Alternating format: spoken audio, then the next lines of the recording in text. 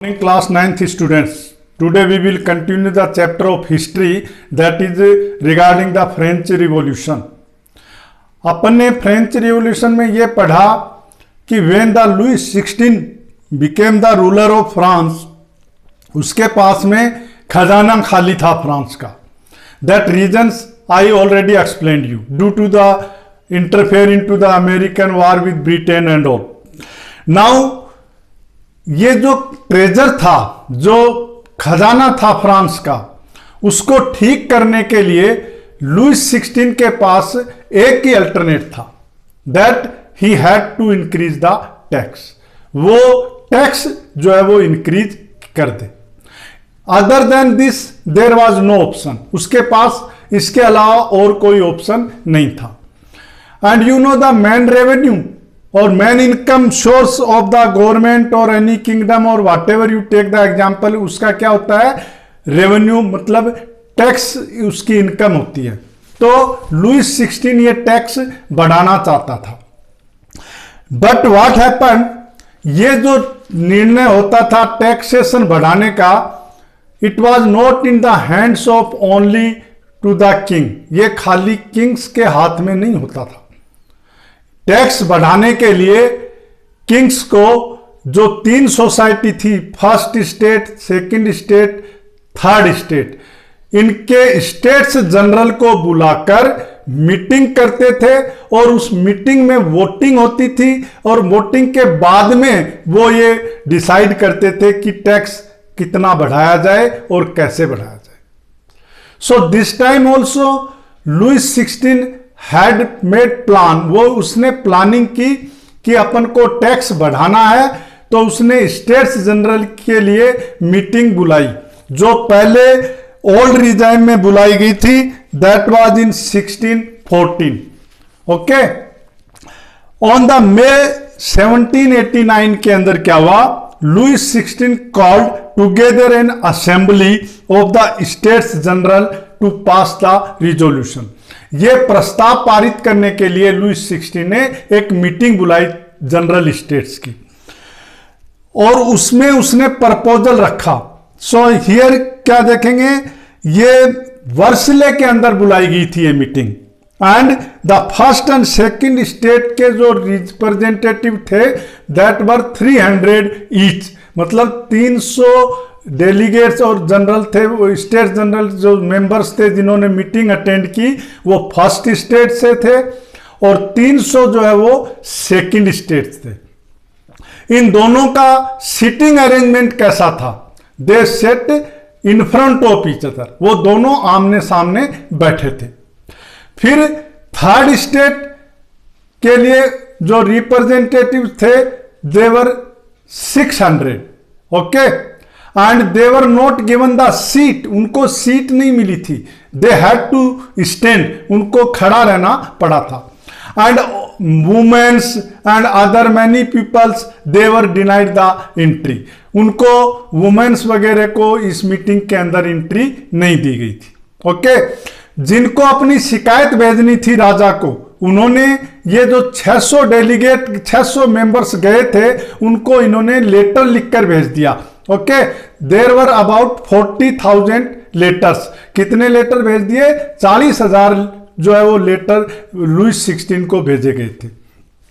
Now what happened, voting of state past had been conducted according to the principle that each state had 1 vote. ये system था voting का. Each state had 1 vote. But this time Louis यही formula अपना रहा था. But people of third state what they said that now system of voting should be changed. ये voting का जो सिस्टम है इसको चेंज कर दिया जाए.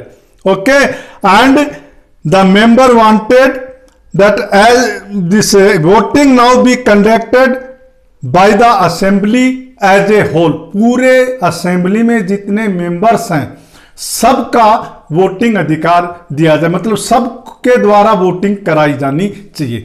स्टेट्स के हिसाब से वोटिंग नहीं होनी चाहिए. जितने मेंबर मौजूद हैं वहां पे उनसे वोटिंग कराई जाए. ये जो सिस्टम था ये डेमोक्रेटिक टाइप सिस्टम था. जो डेमोक्रेसी में यही तो होता है ना, हर व्यक्ति को वोट देने का अधिकार होता है, वैसे ही ये डेमोक्रेटिक टाइप सिस्टम था। Now students you see that the members of the third state जब इन्होंने डिमांड की तो लुईस 16 ने क्या किया, इनकी डिमांड को रिजेक्ट कर दिया। He did not agree with the demand of the third state people. Okay, and he continued his what you call old method only. And due to this, इसके कारण जो थर्ड स्टेट था वो नाराज हो गया। And they walked out from the States General. उन्होंने जो मीटिंग हॉल था वहां से बाहर आ गए वो लोग। ओके, एंड द रिप्रेजेंटेटिव और third state viewed themselves as a spokesman for the whole French. उन्होंने बाहर आकर क्या कहा कि वी आर द स्पोक्समैन, हम जो भी हम बोलेंगे इसका मतलब है पूरा फ्रांस बोलेगा। Okay, and on June 20th they assembled in the hall of indoor tennis court ground of Versailles. यहां पे वो जमा हो गए टेनिस हॉल में। They declared themselves as the national assembly. उन्होंने अपने आप को क्या बताया कि हम नेशनल असेंबली हैं और we will prepare the and we will not disperse from here. हम तब तक यहां से नहीं जाएंगे तब तक हम जो है वो एक फ्रांस के लिए कॉन्स्टिट्यूशन नहीं बनाएं, तब तक हम यहां से नहीं जाएंगे। So they decided to make a constitution of France according to which Louis 16 should work. Okay, now you see that now the what you call they were led by the Mirabeau अब्बासी। अब इनको lead करने वाला कौन था? एक तो था मीराबाऊ एंड एक था अब्बासी। ये दो थे, इन्होंने इनको लीड किया। And Mirabeau was born in noble family and what you call, ये जो मीराबाऊ जो था वो बेसिकली नोबल फैमिली से बिलोंग करता था। फिर भी इन्होंने थर्ड स्टेट को सपोर्ट किया because he was against the privileges. जो छूट दी गई थी फर्स्ट स्टेट और सेकंड स्टेट को, उसके खिलाफ यह था। He brought out the journal delivered powerful speeches assembled at Versailles. और मीराबाऊ ने क्या है, बहुत ही पावरफुल इफेक्टिव जो है वो भाषण जिसको बोलते हैं वो दिए इसने। ओके, अब से जो है वो क्या है, he was also belong from the priest family, मतलब क्लेर्गी ग्रुप से था ये। But even then he supported the what you call third state people. और इसका जो पॉम्पलेट जो है वो बहुत फेमस था। While the national assembly was busy. अब ये जो नेशनल असेंबली जो थी फ्रांस के अंदर वर्सले के अंदर बिजी थी कॉन्स्टिट्यूशन बनाने में, तो दूसरी तरफ जो है फ्रांस की हालत बहुत खराब हो गई थी। You know A severe winter had meant bad harvest. पहली बात तो जो फसल थी वो खराब हो गई थी और जो प्राइसेस थी ब्रेड की, जो स्टेपल फूड है फ्रांस का उस टाइम में, मतलब लोग वो ही खाने में यूज करते हैं, उसकी प्राइसेस बढ़ गई एंड सिचुएशन जो है वो बहुत खराब हो गई थी। फूड ग्रेन की शॉर्टेज आ गई थी और जो ब्रेड जो थी लोगों को एक बहुत लंबी लाइन लगानी पड़ती थी उसके लिए। Okay, after spending hours in the Q, मतलब बहुत से घंटे एक लाइन में करने के बाद उनको जो है वो बेकरी से ब्रेड मिलती थी। Now the king order troops to move into Paris. यह जब हालत थी तो किंग ने जो है वो पेरिस के अंदर सेना को भेज दिया। Okay, that in the beginning I told you on 14th July it was it assembled. फिर वहां की सिचुएशन वो है बहुत ज्यादा खराब हो गई थी। And you know as a large number of nobles fled, मतलब लोग जो है फ्रांस के जो थर्ड स्टेट के लोग थे उन्होंने, मतलब जो राजाओं के जो ऑफिसर्स थे, जो मंत्री थे, जो क्लेर्गी थे, जो नोबल्स थे, मींस पावरफुल जितने भी थे लोग, उनके ऊपर इन्होंने अटैक शुरू कर दिया। और ये अटैक इन्होंने इस हिसाब से किया कि जो है कई लोग वहां से फ्रांस को छोड़कर भाग गए। Faced with the power of his revolting subject, Louis XVI finally accorded recognition of the National Assembly and accepted the principle that his power would be now checked by a constitution. Ultimately, जब Louis 16 ने देखा कि situation is not under control, situation जो है वो बहुत खराब है, तो उसने क्या किया, जो मेंबर्स थे जिन्होंने नेशनल असेंबली डिक्लेयर की थी अपने आप को, उनको उस नेशनल असेंबली को इसने स्वीकार कर लिया लुइस 16 ने, और ये भी स्वीकार कर लिया कि वो जो है ही विल वर्क, वो काम करेगा किस तरीके से, जिसके अंदर मतलब what you call he will work according to the constitution, मतलब उसका जो काम है वो कॉन्स्टिट्यूशन के अनुसार ही होगा। Okay, so this he accepted. जब उसने ये एक्सेप्ट किया तो on the 4th August 1789 the assembly passed A decree. अब असेंबली ने एक आदेश पारित किया था, उसके अंदर यह था कि जो जमींदारी प्रथा है, फेड्यूल सिस्टम जो है फ्रांस के अंदर, इसको अबोलिश मतलब समाप्त कर दिया जाए। देन टैक्सेस जो ले रहे थे थर्ड स्टेट से, वो सारे टैक्स हटा दिए जाए, जैसे टिथ था, जैसे डायरेक्ट टैक्सेस थे, जैसे इनडायरेक्ट टैक्सेस थे, जो भी टैक्स ले रहे थे उनको हटा दिया जाना चाहिए। Members of the clergy were forced to give up their privileges.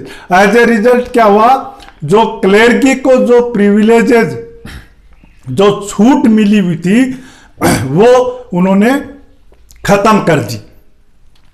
Teeth जो टैक्स था उसको हटा दिया, और जो चर्च के अंडर में जो जमीन आती थी वो किसानों को खेती करने के लिए दे दी गई। इसका रिजल्ट क्या हुआ, as a result the government acquired, government के पास में क्या हुआ, assets were 2 billion levers.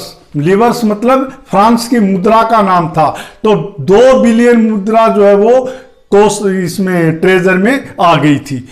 Now we will see that France becomes a constitutional monarchy. यहां तक तो अपन ने पढ़ा कि कैसे फ्रांस के अंदर रिवॉल्यूशन शुरू हुआ और कैसे फिर उसका मतलब इफेक्ट हुआ, जिसमें क्लेर्गी के जो प्रिविलेजेस थे वो हटा दिए, टैक्सेस हटा दिए गए थे, और राजा जो है वो एग्री हो गया था काम करने के लिए अकॉर्डिंग टू द कॉन्स्टिट्यूशन।